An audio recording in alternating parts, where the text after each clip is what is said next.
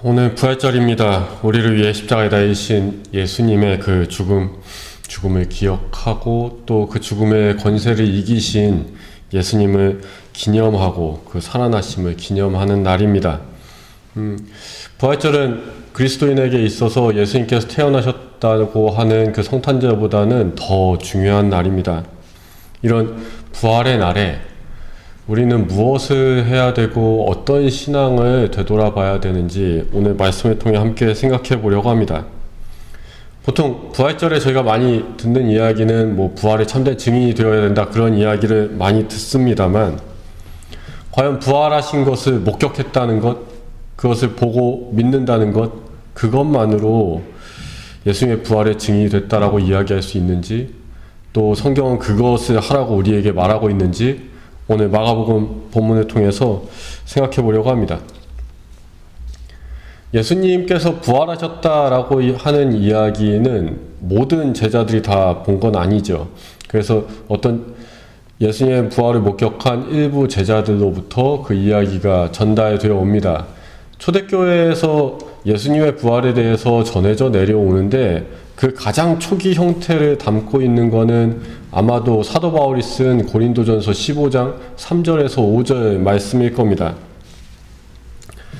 사도 바울의 편지, 특히 고린도전서는 복음서들보다도 먼저 기록이 됐습니다. 그렇기 때문에 사도 바울의 이야기가 더 먼저 전해진 이야기다라는 걸 우리가 쉽게 알 수 있죠. 고린도전서 15장 3절에 보면 사도 바울이 그렇게 이야기합니다. 내가 받은 것을 먼저 너희에게 전하였노니, 그러니까 자기도 들은 얘기를 하는 겁니다. 그러니까 내가 만든 이야기가 아니라 누군가한테 들은 것을 내가 너희에게 전해주었다라는 겁니다. 그가 전해받은 이야기는 뭐냐면 예수님께서 우리의 죄를 위해서 죽으셨다. 그리고 예수님께서 장사되셨다. 그 예수님께서 사흘 만에 살아나셨다. 그 살아나심을 베드로와 12 제자가 보았다. 이렇게 네 가지입니다. 예수님께서 우리 죄를 위해서 죽으셨다라는 그 이야기는 사도 바울의 모든 편지 속에서 계속해서 사도 바울이 설명하려고 하는 부분들입니다. 그리고 그 나머지는 사실 사도 바울이 그렇게 크게 자주 이야기하진 않습니다만, 예수님께서 장사되셨다라는 이 이야기는 예수님의 육체적 죽음을 이야기합니다. 육체적 죽음이 있었기에 육체적으로 다시 살아나셨다라는 이야기로 이어지는 거죠. 이게 사도 바울이 종종 이야기하죠. 예수님께서는 육신으로 살아나셨다. 그것이 사도 바울이 전해 들었던 이야기입니다. 그래서 사흘 만에 다시 살아나셨고 12 제자에게, 베드로와 12 제자에게 보이셨다. 상당히 간략한 이야기죠. 예수님의 부활에 대해서 초대교회에서 전달되던 이야기는 되게 간단합니다. 사실은 더 간단했을지도 모릅니다. 여기에 조금씩 이야기들이 붙어 나가는 거죠. 그리고 오늘 저희가 읽었던 마가복음에 나타난 이 이야기, 빈무덤 사건이라고 불리는 이 이야기는 사도 바울한테서는 전달되지도 않았던 이야기입니다. 빈무덤이라는 말 자체가 없죠, 사도 바울 말 중에.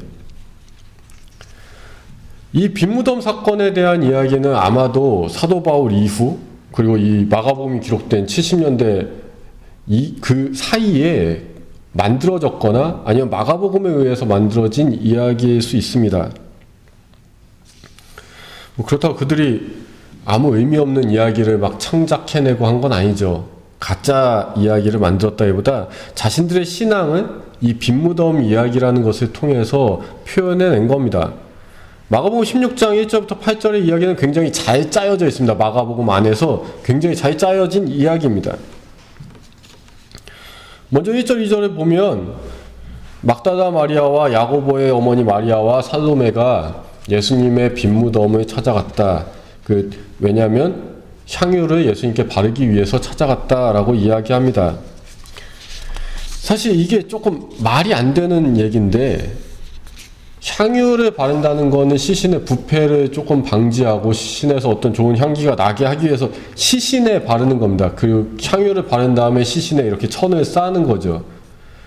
예수님의 시신을 맡았던 아리마대 사람 요셉이 이미 예수님의 장사 때 세마포를 쌌다라고 이야기합니다. 그러니까 이 여인들은 그 천 위에다가 또 향유를 바르겠다라는 건데, 그거는 아무 의미가 없는 행동이죠. 천에 향기 나게 하는 거기 때문에. 그래서 어떤 이들은 이게 이 여인들의 어리석음을 나타내는 표현이다라고 얘기하기도 하지만 사실 그런 내용은 아닙니다. 이 여인들이 향유를 가져갔다라는 것은 앞에 마가복음 14장 3절에서 9절에 나타난 예수님의 머리에 향유를 바른 여인의 이야기랑 연결이 됩니다. 예수님의 공생애와 예수님의 부활 이유가 연결되는 이야기죠. 향유라는 매개체를 통해서. 이 여인들이 이미 처음부터 뭔가 새로운 시작, 예수님의 죽음 이전의 이야기와 연결된 어떤 시작점을 가지고 예수님의 무덤을 찾아갔는데 그 무덤에는 엄청나게 큰 돌이 무덤 입구를 가로막고 있었다고 합니다. 그래서 이 여인들은 3절에서 서로 막 고민하죠. 그 돌을 누가 굴려줄까? 굉장히 큰 돌이고 자신들만을 못 구인다라는 이야기가 여기 드러나는 겁니다. 이게 4절에서도 또 나오죠. 그 돌이 심히 컸다. 그 굉장히 큰 돌이 예수님의 무덤을 막고 있었는데 그 돌이 굴려가서 열린 겁니다. 도대체 누가 이 돌을 굴려서 문을 열었을까? 마태복음 같은 경우에는 이 얘기가 조금 더 극적으로 나타납니다. 하늘에 천사가 막 내려오고 막 지진이 일어나면서 돌이 굴려졌다라고 이야기하죠. 그 마태복음은 이 예수님의 빈무덤 사건을 마가복음보다 조금 더 극적으로 바꾸는 겁니다. 이것도 누가복음은 굉장히 현실적으로 얘기합니다. 누가복음 같은 경우엔 여인들이 가서 보니까 무덤 돌 굴려져 있고 예수님 시신 없는 거 보고 누가 그 예수님 시신 훔쳐갔나 하고 걱정하죠. 그러니까 굉장히 현실적인 이야기로 또 누가복음은 바꿨습니다. 그러니까 마태복음 같은 경우엔 천사가 굴려서 연 거고 누가복음 같은 경우에 마치 어떤 사람들이 굴려놓은 것처럼 생각하게 만드는데 마가복음에서는 누가 돌을 굴렸는가 이건 별로 중요하지가 않습니다. 마가복음은 거의 관심이 없죠. 오히려 마가복음이 하고 싶은 이야기는 무덤이 열렸다. 예수님께서 살아나셨을지도 모른다라는 어떤 단초를 전해주는 겁니다. 아니나 다를까 예수님의 무덤에 들어가 보니 거기에는 흰옷을 입은 어떤 청년이 있었습니다. 흰옷을 입었다라는 것은 그 당시 문학작품들에 비교해서 봤을 때 천사를 의미합니다. 하늘의 천사가 아예 하얀 흰옷을 입고 있다라고 보통 이 히브리 문학에서 표현을 하죠. 예수님의 무덤 안에 있던 이 흰옷을 입은 청년은 천사입니다. 천사는 그녀들을 향해서 이야기합니다. 예수님께서 이미 살아나셨고 예수님께서 너희에게 말씀하셨던 대로 먼저 갈릴리로 가셨다. 예수님은 여기 계시지 않다.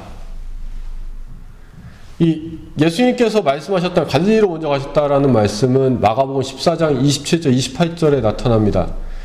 예수님께서 십자가 달리시기 전에 제자들에게 너희가 나를 다 버리고 뿔뿔이 흩어질 것이다 라고 이야기하시고 하지만 나는 너희보다 먼저 갈릴리로 가 있을 것이다 라고 말씀을 하시죠. 이 얘기를 들은 베드로가 저는 배신하지 않습니다 했다가 너가 닭이 오기 전에 3번 나를 부인할 것이다 라는 이야기를 듣게 되는 겁니다. 왜 예수님께서 하필 갈릴리로 가실까? 마가복음에 있어서 갈릴리는 예수님 사역의 중심지입니다. 공생애의 중심지죠. 살아계실 때 예수님께서 중심으로 삼고 활동하셨던 곳에 부활하신 이후에 다시 가신다. 그래서 예수님의 삶과 죽음 이후 부활의 그 시기가 하나로 연결되는 겁니다. 그 예수님께서는 이 갈릴리에서 다시 살아나셔서 사역을 이루어 가신다. 예수님의 사역은 끝나지 않았다라는 이야기를 갈릴리라는 매개체를 통해서 전달하는 겁니다.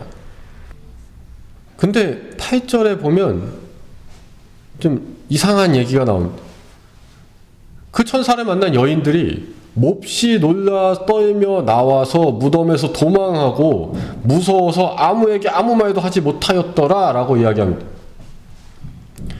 저희 성경 마가복음 16장 9절 보면 각주에 어떤 사본에는 9절부터 20절까지가 없음이라고 써 있습니다. 이게 보통 마가복음의 초기 판본은 맨 처음 마가복음은 16장 8절에서 끝난다라고 보통 학자들은 얘기합니다.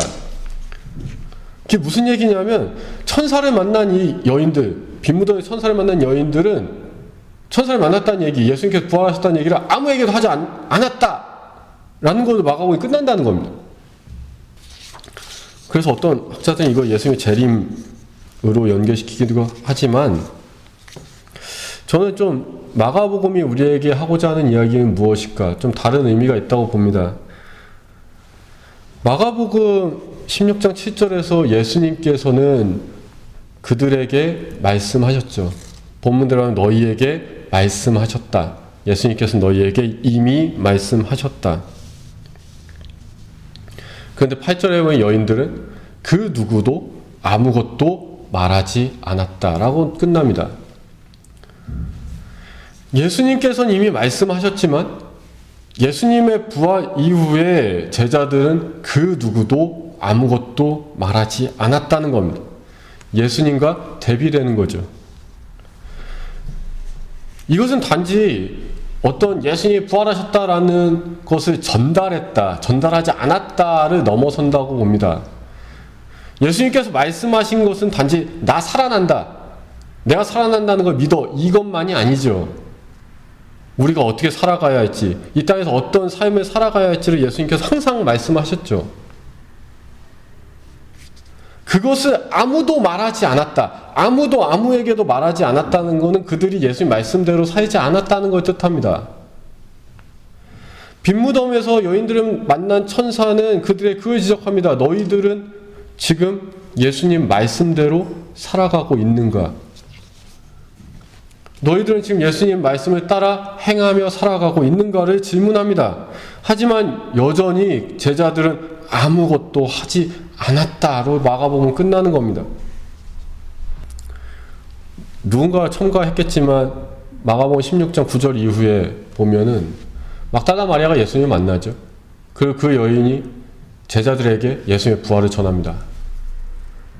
그 부활을 전해들은 제자들은 또 예수님을 만납니다. 그들은 또 다른 이들에게 그것을 전하죠. 말씀하셨던 대로 행할 때 부활하신 예수님을 만나는 겁니다. 그게 마가복음이 전해주는 부활 신앙입니다.